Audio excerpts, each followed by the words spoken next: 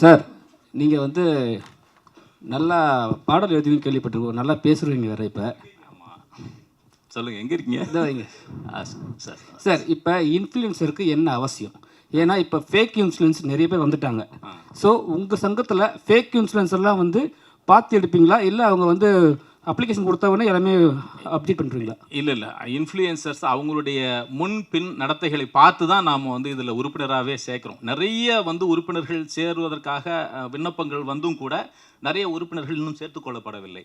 அவர்கள் பற்றிய முழுமையான தகவல்கள் தெரிந்த பிறகு தான் நாங்கள் உறுப்பினர்களாக சேர்த்துக்கொள்கிறோம். அதே போல் லட்சக்கணக்கான ஃபாலோயர்ஸ்களை கொண்டிருக்கிற நேர்மையான இன்ஃப்ளூயன்சர்ஸ்களை மட்டுமே எங்களுடைய உறுப்பினர்களாக நாங்கள் சேர்க்கிறோம். எத்தனை லட்சம் சார்? என்னங்க? எத்தனை லட்சம் பேர் வந்து ஃபாலோவர்ஸ்? லட்சம்ங்கிறது நாங்கள் இன்னும் அது இத்தனை லட்சம் பேர் என்பதை நாங்கள் குறிக்கிறது. சில ஆயிரங்கள் இருந்தாலும் கூட அவர்களுடைய நடவடிக்கைகள் சரியாக இருக்கிற பட்சத்தில் நாங்கள் உறுப்பினர்களாக சேர்த்துக்கிறோம். இப்போ இன்ஃப்ளூயன்சர்லாம் நீங்கள் பார்த்தீங்கன்னா நேராகவே சண்டை போட்டுக்கிறாங்க, சரிங்களா? அப்புறம் வந்து அவங்க முக்கியமான விஷயம் சரி, தேவையில்லாத விஷயம் சரி பேசுகிறாங்க. அதுக்கப்புறம் போலீஸ் ஸ்டேஷன்லாம் கம்ப்ளைண்ட்லாம் போகுது. ஸோ இது மாதிரி நிலைமையெல்லாம் வந்து இன்ஃப்ளூயன்சர் பண்ணுறாங்க. சரி, உங்களோட சங்கத்தில் இதில் நடந்தால் என்ன பண்ணுவீங்க? எங்கள் சங்கத்தினுடைய கட்டுப்பாடுகளை ஏற்றுக்கொள்கிறவர்களை மட்டுமே நாங்கள் உறுப்பினர்களாக ஏற்றுக்கொள்கிறோம். எங்களுக்குன்னு சில சட்டத்திட்டங்கள் இருக்குன்னா அந்த சட்டத்திட்டங்களுக்கு உட்பட்டு அவர்கள் வர வேண்டும். அவர்களுக்கான சட்ட பாதுகாப்பையும் நாங்கள் வழங்குவோம். அதே சமயத்தில் சங்கத்தினுடைய கட்டுப்பாடுகளையும் அவர்கள் ஏற்றுக்கொள்ள வேண்டும் என்கிற நிர்பந்தத்தின் பேரில் தான் இதில் உறுப்பினர்களாகவே நாங்கள் சேர்க்கிறோம். அநாகரிகமான வார்த்தைகள் நிறைய யூஸ் பண்ணுறாங்க சார். அதே மாதிரி சோஷியல் மீடியாலையும் சரி, எந்த மீடியாலையும் சரி, அவங்க என்ன பண்ணுறாங்கன்னா அவங்க டான்ஸ் ஆடுறன்னு சொல்லிட்டு ஒரு ஆபாசமான நடனம்லாம் பண்ணுறாங்க. ஸோ அவங்களாம் வந்து உங்கள் சங்கத்தில் இருப்பாங்களா?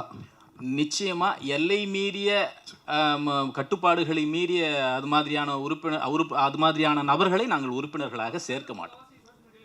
என்னங்க? அது இல்லை, அது அப்படி சொல்ல முடியாது. அது தவறான ஒரு பெரும்பாலானவர்கள் மிக நேர்மையான வழியில் செயல்பட்டு மிகப்பெரிய வெற்றிகளை வெளிச்சங்களை தங்கள் மீது பாய்ச்சி கொள்ளுகிறவர்கள் ஏராளமாக இருக்கிறார்கள். சோஷியல் மீடியா இன்ஃப்ளூயன்சர்ஸை நீங்கள் அந்த மாதிரி கோணத்தில் அடையாளப்படுத்தக்கூடாது. நிறைய அவங்களுடைய திறமைகளை காட்டி டான்ஸ் பண்ணுறது ஒன்று அதான் இல்லை அது நிறைய இருக்கிறாங்க. எல்லாத்துலேயும் ப்ளஸ்ஸும் இருக்குது மைனஸும் இருக்குது. எந்த துறையில் வந்து தவறானவர்கள் இல்லை நீங்கள் சொல்லுங்கள். ஒரே ஒரு துறையை காட்டினீங்கன்னா நான் ஒத்துக்கிறேன்.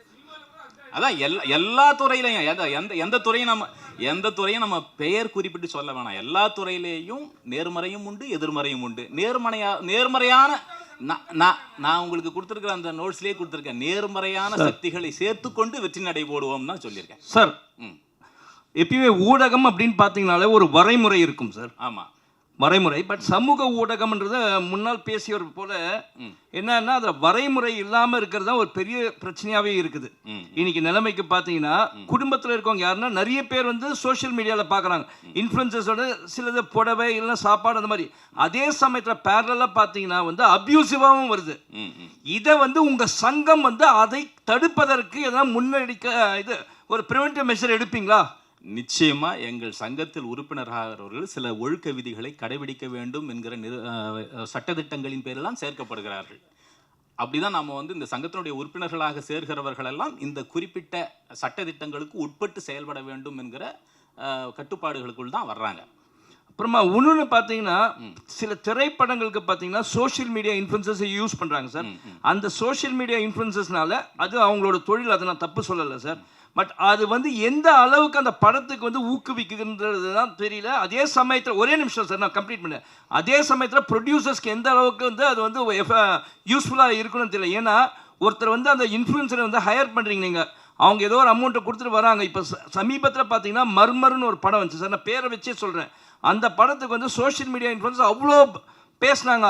ஆனால் படம் ஓடிச்சு. அந்த சோஷியல் மீடியா இன்ஃப்ளூயன்சர்ஸ் பண்ண ஒரு 2-3 நாள் வெளியில் வந்துட்டு அந்த படத்தை திட்டி பேசினவங்கன்னா நிறைய பேர் இருக்கிறாங்கன்னும் போது அப்போ நீங்கள் ஆடியன்ஸ் வந்து காசு கொடுத்துட்டு உள்ளே வராங்க படம் பார்க்கறதுக்கு, புரியுதுங்களா? அவங்கள வந்து நீங்கள் வந்து இந்த மாதிரி ஒரு நீங்கள் தான் இந்த சோஷியல் மீடியா இன்ஃப்ளூயன்சர்ஸை யூட்டிலைஸ் பண்ணுறவங்க வந்து ஒரு தவறான பாதையில் எடுத்துகிட்டு போய் அவங்களை ஏமாற்ற மாதிரி இருக்குது அப்படின்றது தான் என்னோட கண்ணோட்டம் சார். இல்லை, இப்போ பார்த்தீங்கன்னா நான் எந்த குறிப்பிட்ட படத்தை பற்றி இங்கே பேச வேணாம். ஏன்னா அதை பற்றி எனக்கு எந்த தகவலும் தெரியாது அப்படிங்கிறதுனால. இப்போது இன்றைக்கி நிறைய பாடல்கள் மிகப்பெரிய வெற்றி அடைவதற்கு காரணம் பார்த்தீங்கன்னா இன்ஃப்ளூயன்சர்ஸ் போடுற அந்த ரீல்ஸ் வந்து மிகப்பெரிய வெற்றியை பெறுவதை பார்த்துருக்கிறேன். என்னுடைய சமீப பாடல்கள்லாம் மிகப்பெரிய உச்சத்தை தொட்டதற்கு இன்ஸ்டா ரீல்ஸில் அவங்க போடுற நடனங்கள்லாம் மிகப்பெரிய காரணமாக இருந்திருப்பதை நான் பார்க்கிறேன். இப்போ தொடக்க விழா என்று வந்த மோகன்ராஜா அவர்கள், இயக்குனர் மோகன்ராஜா அவர்கள் ஒன்று சொன்னார். இன்ஸ்டா ரீல் போடுற இந்த சோஷியல் மீடியா இன்ஃப்ளூயன்சர் தான் எங்களுடைய திறமைக்கான உரைக்கல் என்று சொன்னார். என்னன்னா, நீங்க போடுற அந்த இன்ஸ்டா ரீலை பார்த்து, நீங்க சொல்ற அந்த விமர்சனங்களை பார்த்து எங்களை நாங்கள் இன்னும் நெறிப்படுத்திக் கொள்ளுகிறோம் அப்படின்னு சொல்ற அளவுக்கு நிறைய திரைத்துறை பிரபலங்களுக்கே உதவுகிற வகையில் சோஷியல் மீடியா இன்ஃப்ளூயன்சர்ஸ் நிறைய பேர் இருக்கிறாங்க. யாரோ ஓரிருவரை வைத்துக்கொண்டு நாம் அதை பற்றி கணக்கிட வேண்டாம். மிகச்சரியாக இப்போ நாம் ஏன்னா யூடியூபர்ஸ் சோஷியல் மீடியா இன்ஃப்ளூயன்சர்ஸ் தானே. நம்ம யூடியூப்பில் என்ன எல்லாம் தவறான விஷயங்களாக வருது, எத்தனை நேர்மறையான விஷயங்கள். இன்றைக்கி வந்து சோஷியல் மீடியா என்கிற ஜனநாயக வடிவத்தின் மூலமாக எத்தகைய பெரும் மாற்றங்களை நிகழ்த்த முடிகிறது. ஒரு காலத்தை இன்னென்ன மாதிரியான அதிபர்கள் இருந்தால்தான் இதை செய்ய முடியும் என்கிற சூழல் இருக்கிற போது இன்றைக்கி எளிய மக்கள் தங்களிடத்திலே இருக்கிற திறமையை வைத்து ஒரு சுயாதீன மீடியாக்களாக மாறி மிகப்பெரிய வெற்றிகளை செய்து கொண்டிருக்கிறார்கள். பெரிய அதிகார வர்க்கங்களை நோக்கி தைரியமாக கேள்விகளை எழுப்புகிறார்கள். அவர்களுக்கெல்லாம் ஒரு பாதுகாப்பாக இருக்க வேண்டும் என்கிற நோக்கத்தில் தான் இந்த சங்கம் உருவாக்கப்பட்டிருக்கிறத ஒழிய எல்லா விஷயத்திலும் எதிர்மறைகளும் இருக்கும். அதை பற்றியெல்லாம் நம்ம யோசிக்காமல் தான் வெற்றி நடை போட வேண்டும். சார், சோசியல் மீடியாவில் இருக்காங்கன்னு சொல்கிறீங்க, நல்முறை பண்ணுறவங்களும் இருக்காங்கன்னு சொல்கிறீங்க. சப்போஸ் எதிர்மறை இருக்கிறவங்களும் வந்து ஜாயின் பண்ணணும்னு சொன்னாங்கன்னா அந்த வீடியோஸ்லாம் டெலிட் பண்ண சொல்லுவீங்களா? எதிர்மறை இருக்கிறவங்கள நாங்கள் சேர்த்துக்கவே மாட்டோம். அவங்கள எதுக்கு நாம் நிர்பந்தப்படுத்தணும்? அவங்கள நாங்கள் வந்து சேர்த்துக்கொள்ளவே மாட்டோம். எங்களுடைய சட்டத்திட்டங்களுக்கு கட்டுப்பட்டவர்களை மட்டுமே நாங்கள் உள்ளே அனுமதிப்போம். அதே போல் இன்ஃப்ளூயன்சருக்கு வந்து மில்லியன் கணக்கில் இருக்குது. இப்போ நான் உள்ளே வரேன்னு வச்சிங்களேன், நீங்கள் தான் காசு நிர்ணயம் பண்ணுவீங்க. இப்போ தனியாக இருக்கிற எனக்கு என்னுடைய காசு எனக்கு தெரியும். எனக்கு வேணும்னா நான் 1 லட்சம் கூட கேட்பேன். இப்போ உங்கள் கூட வந்தேன்னா இல்லை, இது அவங்களுக்கான ஊதியத்தை நிர்ணயிக்கிற சங்கம்லாம் கிடையாது. இந்த சங்கம் வந்து அவர்களுக்கான ஒரு பாதுகாப்பு சங்கம். அவர்களுடைய சக்திகளை நேர்மறையில் திரட்டி அடுத்தடுத்த கட்டங்களை நோக்கி செலுத்துவதற்கான ஒரு சங்கம் தான் ஒழிய நீங்கள் இவ்வளோதான் வாங்கணும் அவ்வளோதான் வாங்கணும்னு அவங்களுக்கு ஊதிய கட்டுப்பாடையெல்லாம் விதிக்கிற சங்கம் இது அல்ல. அதே போல் இன்ஃப்ளூயன்ஸ் பார்த்தீங்கன்னா நிறைய பேர் சோஷியல் மீடியாவில் லைஃப்பை காலி பண்ணிட்டு ஓடி இருக்காங்க. அந்த மாதிரியான இன்ஃப்ளூயன்சர்லாம் எப்படி பார்க்க போகிறீங்க? எந்த மாதிரி தரத்தில் வைக்க போகிறீங்க? நம்ம நெகட்டிவ் பற்றியே யோசிக்க வேணாம். அவங்கள யாரும் நம்ம உள்ளே அனுமதிக்க போகுது. நீங்க கேட்குற ரைட்டு. அவர்கள் நம்முடைய தரப்பு அல்ல. நம்ம அசோசியேஷனுக்குள்ளார வர்றவங்க நேர்மறையான சிந்தனையோடு தங்கள் வாழ்க்கையை அமைத்துக் கொள்ள வேண்டும், மிகப்பெரிய வெற்றிகளை இதில் வந்து முன்னோக்கி செல்ல வேண்டும் என்று நினைக்கிறவர்கள் தான் நாம் நம்முடைய உறுப்பினர்களை ஒழிய ரொம்ப தப்பாகவே யோசிக்கிறோம். அதை நான் பேசும்போதே சொன்னேன், இது ஒரு கத்தி மாதிரி, கூர்மையான கத்தி தான். அதை நேர்மையான வழியில் பயன்படுத்தினால் பல்வேறு சாதனைகளை நிகழ்த்த முடியும் என்று அதனால தான் நான் சொன்னேன். என்னுடைய துவக்க உரையிலே அந்த பதில் உங்களுக்கு இருக்குது.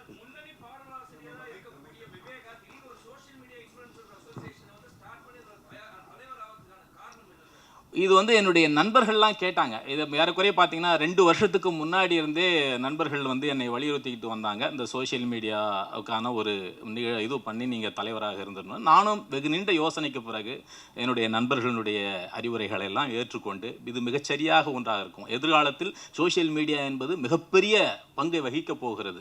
ஏன்னா இது வந்து டிஜிட்டல் யுகம். இன்னும் அது அடுத்தடுத்து பார்த்தீங்கன்னா சோஷியல் மீடியாவுக்கான பங்கு இந்த சமூகத்தில் மிகப்பெரிய அளவுக்கு இருக்குங்கிற வகையில் இதனுடைய தலைவராக இருந்து நாம் அதை செயல்படுத்துவதன் மூலமான ஒரு கட்டுக்கோப்பான ஒரு பெரும் சக்தியாக இதை மாற்ற முடியும் என்கிற எண்ணத்தில் தான் இதை நான் ஏற்றுக்கொண்டு செயல்படுத்துகிறேன்.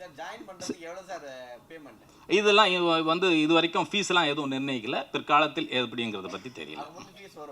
இல்லை, அப்படி சொல்ல முடியாது. இது வரைக்கும் யாரிடத்திலேயும் ஒரு பைசா கூட பெற்றுக்கொண்டு அவர்களை உறுப்பினர்களாக சேர்க்கவில்லை. சார், ஒரு சிலர் மட்டுமே வந்து அரசாங்கத்தை சார்ந்தும் சரி அரசாங்கம் இல்லாததும் சரி அவங்க வந்து நல்ல கருத்து போடுறாங்க, அரசாங்கம் செய்கிற குற்றங்களையும் குறைகளையும் சொல்லி காட்டுறாங்க. ஸோ உங்கள் சங்கத்தில் சேர்ந்தா உங்கள் சங்கத்துக்கு வந்து அது நெருக்கடி வரும். ஏன்னா மேலிட்ட நெருக்கடி வரும். அப்போ என்ன பண்ணுவீங்க? இல்லை, அவங்களுடைய தனிப்பட்ட பிரச்சனை, அவங்களுக்கு ஒரு அரசியல் பார்வை சார். இப்போ உங்கள் சங்கத்தில் ஜாயின் பண்ணிட்ட பிறகு சரிங்களா, உங்கள் சங்கத்தில் இருக்கிற ஆள் தான் இனிமேல் போட்டிருக்காங்க, அது எடுக்க சொல்லுன்னு சொன்னால் உங்களால் முடியுமா? இல்லை, இப்போ ஒரு உறுப்பினர் இருக்காருன்னா அவருடைய அரசியல் பார்வை வேறாக இருக்கும். அவருடைய அரசியல் பார்வையை நாம் நிர்ணயிக்க முடியாது. அவருடைய அரசியல் பார்வையோ இல்லை சினிமா குறித்து அவருடைய அபிப்பிராயத்தையோ நாம் இந்த கட்டுக்குள்ளார தான் நீங்கள் இருக்கணும் அப்படின்னு சொல்லிட்டு அவங்களுக்கு ஒரு காவா போட்டு இதுக்குள்ளார பயணிங்கன்னு சொல்ல முடியாது. அவங்களுடைய உரிமைகள் சார்ந்து அவங்க இயங்கலாம்.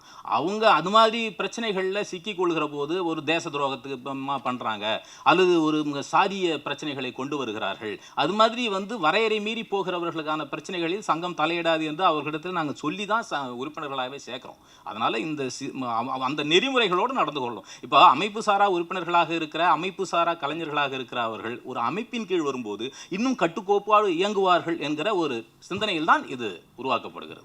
டிக்டாக்ன்ற செயலி வந்து முன்ன இருந்தது. அதுதான் பயங்கர ஃபேமஸ் எல்லாருமே. இதில் இன்ஃப்ளூயன்சர் வந்து இன்ஸ்டாகிராம் அந்த மாதிரி வராங்க. அதுலேயே பார்த்தீங்கன்னா நிறைய பேர் பைத்தியகாரத்தனமாலாம் பண்ணிட்டு இருக்காங்களே. இப்போ பார்த்தீங்கன்னா வாட்டர்மெலன் ஸ்டாரு சூப்பர் ஸ்டார்லாம் சொல்கிறாங்க, அவங்களே பேர் வச்சுக்கிறானுங்க. ஸோ இதெல்லாம் எப்படி பார்க்க போறீங்க? ஏன்னா கோமாளிகளும் இருக்கிறாங்க. அதாங்க, இது வந்து யாரையும் குறிப்பிட்டு பேர் குறிப்பிட்டு கேள்வி கேட்க வேணாம். இது யாரை குறித்து நம்ம தனியாக பேசுறதுக்கு இதில் ஒன்றும் இல்லை. அவங்க சமூகத்துக்கு ஏதேனும் பிரச்சனையாக இல்லாத பட்சத்தில் ஏதோ ஒரு வகையில் தன்னை வெளிப்படுத்துறாங்க. அது தெருவில் போகும்போது டீ கடையில் ஒரு 10 பேர் இருக்கும்போது ஒருத்தன் சத்தமாக பேசினாலே அது ஒரு அட்டென்ஷன் சீக்கிங் தான். அட்டென்ஷன் சீக்கிங்காக சமூகத்திற்கு பாதிப்பு ஏற்படாமல் ஒருத்தர் வந்து இன்ஃப்ளூயன்சராக செயல்படுறாருன்னா அதை நம்ம குறையாக சொல்ல முடியாது. எல்லாருமே காந்தி தாத்தாவாக இருக்கணும்னு நம்ம ஆசைப்பட முடியாது. அவங்களுக்கான அதை நம்ம யாரையும் குறிப்பிட்டு சொல்ல வேணாம், பெயர் குறிப்பிட்டு சொல்ல வேணாம். எந்த மீடியாவில் இருக்கிற இன்னைக்கு இன்ஃப்ளூயன்சர் அதிகமாக பாலியல் ரீதியா டான்ஸ் ஆடுறதும் பாலியல் ரீதியா அந்த மாதிரியான கடுமையான வாயில வரக்கூடியாத வார்த்தைகளை அவங்க சொல்லி வந்திருக்கிறாங்க. நிறைய பேர் இப்போ சினிமா அது மாதிரியான ஆட்களை நாங்கள் அனுமதிக்க மாட்டோம். அப்படி யாரும் தப்பி தவறி உள்ள வந்தாங்களோ அவங்கள வந்து நீக்கி விடுவோம். சார் விவேகா சார், சார் என்னன்னா எனக்கு வந்து ரொம்ப பெரிய வருத்தம் ஒன்று. இப்போ நீங்கள் சொன்ன மேடையில் சொன்னீங்க, இவங்களால தான் நான் இந்த எங்களோட பாட்டெல்லாம் வந்து வெளியே தெரியுதுன்னு நீங்கள் சொன்னீங்க. ஆனால் நாங்கள் விவேகா சாரை வந்து ரொம்ப காலமாக பார்த்துன்னு இருக்கோம். அவரோட பேர் புகழ் எப்படி இருந்தது அதே இருங்க அப்படியே அதே வந்து விவேகா சார் யார் யாருக்கும் பாட்டு எழுதியிருக்காங்க, யார் யாருக்கும் ஆக்டர்ஸ் எல்லாம் பண்ணியிருக்காங்க. நீங்களே இப்படி சொல்லும் போது உங்கள் கூட ஜாயின் பண்ணி ட்ராவல் பண்ணுறவங்களாம் என்ன யோசிப்பாங்க? ஏன்னா நீங்களே வந்து சோஷியல் மீடியா தான் முக்கியம்னு சொல்கிறீங்க. ஏன்னா நாங்கள்லாம் உங்களை பார்த்து உங்கள் எழுத்தெல்லாம் பார்த்து வந்துவாங்க. இப்போ நீங்களே வந்து சோஷியல் மீடியாவுக்கு வந்து ஆதரவு தருங்க, தப்பு கிடையாது. ஆனால் நீங்கள் அவங்க தான் முக்கியம் சொல்கிறது வந்து பெரிய தப்பாக இருக்குன்னு எனக்கு தோணுது. அவங்க தான் முக்கியம். நான் வந்து நீங்கள் இப்போ சொன்னீங்க சார், அவங்களால தான் நடக்குதுன்னு நீங்கள். சரி இருக்கட்டும். என்னன்னா எந்த ஒரு புது டெக்னாலஜி தொழில்நுட்பம் வந்தாலும் உங்கள் மேலே உங்கள் நம்பிக்கை இல்லாமல் ஆயிடுச்சா? ஆமாம், அதான் சொல்லுங்கள். எந்த ஒரு டெக்னாலஜி வந்தாலும் அதை நாம் வந்து நேர்மறையான முறையில் பயன்படுத்திக்க வேணும். அப்போ வந்து இப்போ ஒரு படம் நம்ம தயாரிக்கிறோன்னா அது வந்து இன்ஃப்ளூயன்சர்ஸ்களை அதுக்கு நேர்மையான முறையில் பயன்படுத்திக்கிட்டு பெரிய பெரிய வெற்றி பெறுகிறவர்கள் நாம் பார்க்குறோம். என்ன சொல்ல வரேன்னா, இன்றைக்கி இருக்கிற தொழில்நுட்ப யுகத்தில் ஒரு காலத்தில் வந்து இன்னென்ன மீடியாக்கள் மூலமாக தான் அந்த பாட்டு வெற்றி அடையணும் வந்தது. இன்றைக்கி வந்து சோஷியல் மீடியா ஒரு பெரும் பங்கை வகிக்கிறதுங்கிறது உண்மையா இல்லையா? நீங்கள் ஒப்புக்கிறீங்களா இல்லையா? அதை தான் சொல்கிறேன். இல்லை அதை நாங்கள் ஆபாச நடனம் அந்த அதை இல்லைங்க, இதை பாருங்க. அது வேணாம், அந்த மாதிரி பேர் குறிப்பிட்டு சொல்ல வேணாங்க. அதாங்க, தவறான பக்கத்தை நீங்கள் தொடாதீர்கள். அவர்கள் யாரும் நம்முடைய ரைட்டு, அது வேற, அதை நாம சொல்லலை. இப்போ நேர்மையான முறையில் நிறைய பாடல்கள் வெற்றி அடையுதா இல்லையா? நிறைய நடனம் விடுறாங்களா இல்லையா? கணவன் மனைவி சேர்ந்து ஒரு நல்ல டூயட் நடனம் விடுறாங்க. கணவன் மனைவி சேர்ந்து சமூக விழிப்புணர்வு செய்திகளை கொண்டு வர்றாங்க. அது மாதிரி நிறைய ஒரு 2 டிரைவர்ஸ் நம்ம உறுப்பினர்கள்லாம் அவங்க. அது மாதிரி வந்து அந்த ஓட்டுநர்கள் 2 பேருமே ஓட்டுநர்கள். அது மாதிரி பெண்கள் வந்து இது மாதிரி ஓட்டுநர்களாக கூட செயல்பட முடியும் அப்படிங்கிறத அவங்க செய்கிறாங்க. அது மாதிரி நிறைய பாசிட்டிவான விஷயங்களை செய்கிறவங்களுக்கு தான் நாம் வழிய அந்த தவறாக செய்கிறவர்கள் தரப்பில் நம்ம இல்லை. சார் என்ன மாதிரி சார் வேலைவாய்ப்பு கொடுக்க போறீங்க சார் உங்களுக்கு வந்துட்டு? என்னங்க சார்? எந்த மாதிரி வேலைவாய்ப்பு கொடுக்க போறீங்க சார் உங்களுக்கு வந்துட்டு? பணி வாய்ப்புகள் அப்படின்னீங்கன்னா அவங்களுக்கு ஒரு பயிற்சி முகாம்கள் ஏற்பாடு செய்யப்படும். இப்போ வந்து கிராமப்புறங்கள்லேருந்து வந்து இன்னும் தெளிவில்லாமல் இருக்கிறவர்களுக்கு அவர்களுக்கு என்னென்ன வகையில் வந்து இந்த சோஷியல் மீடியாவை நல்ல முறையில் பயன்படுத்த முடியும் என்பதற்காக தொழில்நுட்ப ஆலோசனைகள்லாம் தரப்படும். அப்படியா? அவங்களுக்கு என்ன மாதிரி சார் பெனிஃபிட் கிடைக்கும்? அது தெரியலைங்க. அது இப்போ பெனிஃபிட் அவங்களுடைய இதுக்கு ஏற்ற மாதிரி கிடைக்கும். காசில பார்த்தேன்னு சொன்னீங்க, ஒரு பொண்ணு பாசிமணி வித்த வந்து கார்ல வந்தான்னு சொன்னீங்க. புரியுது. இல்ல, காசில ஒரு பொண்ணு வந்து பாசிமணி வித்தாங்கன்னு சொல்லி அவங்க வந்து இன்ஃப்ளூயன்சர் இதுல வந்தாங்க. அவங்க இன்ஃப்ளூயன்சர்னு சொல்லுங்க. சோஷியல் மீடியா மூலமா எப்படி ஒரு சாதாரண ஒரு நபர் வந்து திடீர்னு உச்சத்துக்கு போக முடியுங்கிறதுக்கு ஒரு உதாரணம் நான் சொன்னேன். அவங்க சோஷியல் மீடியா இன்ஃப்ளூயன்சர். அவங்க வீடியோ அதுக்கப்புறம் அவங்க சோஷியல் மீடியா இன்ஃப்ளூயன்சரே பத்தி அத கருத்துல சோஷியல் மீடியா என்கிற ஊடகத்தை பத்தி சொன்னேன். இல்ல, அதுல இருந்தும் காமிச்சோம் எல்லாம் ஓகே. இன்னைக்கு அவங்க வெளியே வர முடியல அப்படின்னு சொல்லி ஒரு போட்டிருந்தாங்க. அதையாவது பாத்தீங்களா? வெளியே வர முடியலன்னா அவங்க கூட்டமா நாங்க ஒரு டீ கடையில நிக்க முடியல. அது பிரபலமானவர்கள் எல்லோருக்கும் இருக்கிற சிக்கல் தான். இதை எப்படி நீங்க சால்வ் பண்ண போறீங்க? இதெல்லாம் நாங்க அதெல்லாம் நாங்க சால்வ் பண்றதால இல்லைங்க. ஓகே, மகிழ்ச்சிங்க, ரொம்ப நன்றி. நம்மலாம் என்னன்னா இப்போ மெயின் ஸ்ட்ரீம் மீடியாக்கள்லாம் வந்து ஒரு தாய்மையோடு அதை நம்ம பார்க்கணும். சோஷியல் மீடியாங்கிறது மெயின் ஸ்ட்ரீம் மீடியாவினுடைய குழந்தை தான். புது புது வடிவங்கள் வர்றப்ப இப்போ இன்டர்நெட்னு வந்ததுனால இது மாதிரி வந்தது. நாளைக்கு இன்னும் சில தொழில்நுட்பங்கள் வரும்போது இன்னும் சில மாதிரியான மீடியாக்கள் வரும். அந்த வகையில் இதை வந்து ஒரு பாசிட்டிவாக அணுகிற உங்கள் எல்லோருக்கும் என்னுடைய நன்றிகளை தெரிவித்துக்கொள். இந்த சோஷியல் மீடியால இப்போ சேனல்லாம் வந்து யூடியூபர்ஸ் நடத்திட்டு இருக்காங்க. இப்போ இதனால அவங்களுக்கு போகும்ல, பாதிப்பாகும்ல? அதெல்லாம் ஒன்றும் ஆகாது. அதெல்லாம் இல்லை. நன்றிங்க, ரொம்ப மகிழ்ச்சி. நன்றி.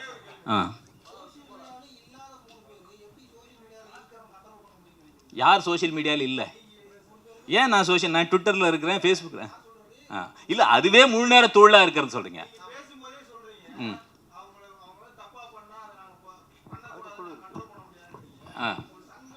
இல்லைங்க, சங்கத்துக்குள்ளார வர்றவங்க எல்லாரும் எங்கள் கட்டுப்பாட்டுக்குள்ளார தான் இயங்குவாங்க. நன்றிங்க, நன்றி, மிக்க மகிழ்ச்சி, நன்றி. அனைவருக்கும் நன்றி, வந்திருந்த அனைவருக்கும் நன்றி.